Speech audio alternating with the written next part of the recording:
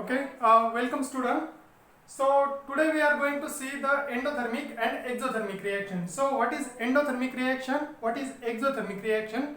So everybody is familiar with this reaction coordinate diagram. Okay, so this is reaction coordinate diagram. This is x-axis, this is y-axis. So x-axis denote progress of the reaction. So how reaction is progressing? So as we go on the right side, reaction is progressing. Y-axis denotes how much is the free energy of reaction. Okay, so this is a y-axis. Likewise here, progress of reaction and free energy. Okay, so for example, right now we are studying this left hand side diagram. So this is our reactant is present here. Okay, so one reactant is present here and another product is present here. So what is energy of reactant? It is, for example, 10 kilocalorie. What is energy of the product? For example, it is 90 kilocalorie. Okay, so this reaction progress like this. It goes like this, then it goes like this. This is activation energy above, and this one is the product. Right now we are concerning here reactants and the product. Okay, at the reactant place and the product place we are interested. So here 90 and 10. So what is the energy difference here? So delta G, free energy change. We are interested in the difference in the free energy. So how much is free energy? G, free energy of the product minus G of reactant, free energy of the reactant. So how much is the free energy of the product here? So free energy of the product is here is a higher. So it is a 90. You can see. So we have written a 90 here.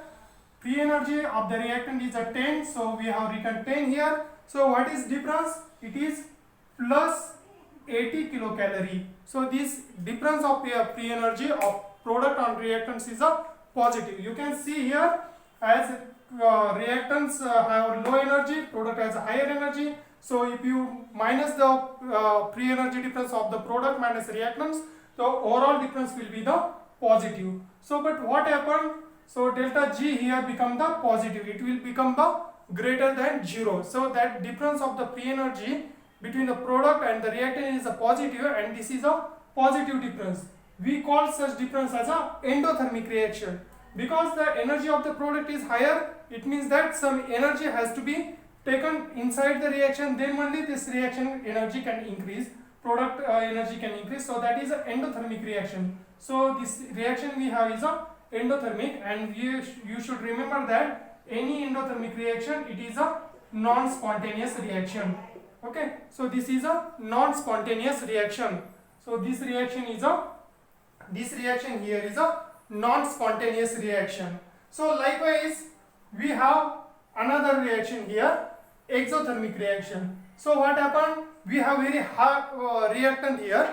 So this reactant here, so this reactant we have, and its energy is very high here, 90 here, 90 kilocalorie. And the product, its energy is quite bit lower, it is a 20 kilocalorie. Okay, and reaction is progressing like this. So activation energy and again product. So we can see here the reaction of the free energy of the product is only 20, and free energy of the reactant is a 90. So if you do the free energy difference of which is equal to free energy of product minus free energy of reactant, it will be 20 for product minus 90 for reactant, which will be the minus 70 kilocalorie. And this minus 70 kilocalorie means, so this is delta free energy. Free energy change, this is a negative, which is a less than 0. So this energy difference is a negative. So that is why we call it as a spontaneous reaction. So this reaction is a spontaneous reaction, and this reaction we also call as a exothermic reaction. It means that some energy is lost in the reaction, because reactant has a higher energy and product has a lower energy. So it means that some energy is lost in this reaction. So that is an exothermic reaction. Likewise, so whenever we are dealing with the free energy change, we often talk about the Gibbs free energy. So what is Gibbs free energy? G is equal to H plus Ts. G is a free energy, Gibbs free energy. Okay, this G is a Gibbs free energy. H is the enthalpy of reaction. T is a temperature in Kelvin, and S is a entropy of reaction. So this is our equation. G is equal to H plus Ts.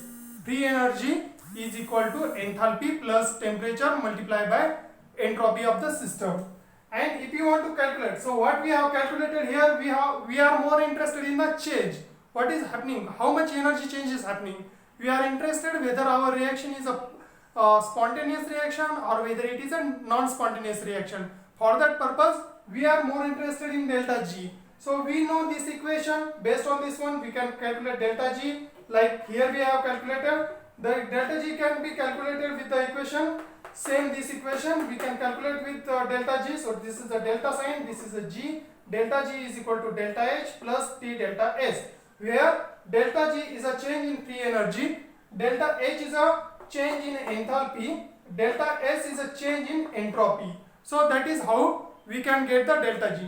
Delta G is equal to delta H plus T delta S.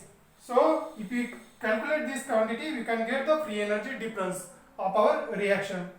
There is one more term, we call it delta G0.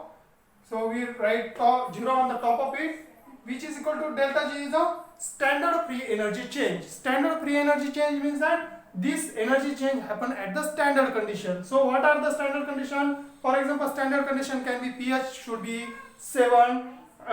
If gases is involved, the gases atmospheric pressure should be 0.1 megapascal, and concentration of all the species in the aqueous solution should be 1 molar. Temperature should be 25 degrees Celsius, that is 298 Kelvin. So these are the standard condition. If you are measuring something in the standard condition, you can measure the free energy change as a standard free energy change. Delta G0 is equal to delta S0 plus T delta S0. So this was about exothermic reaction and endothermic reaction.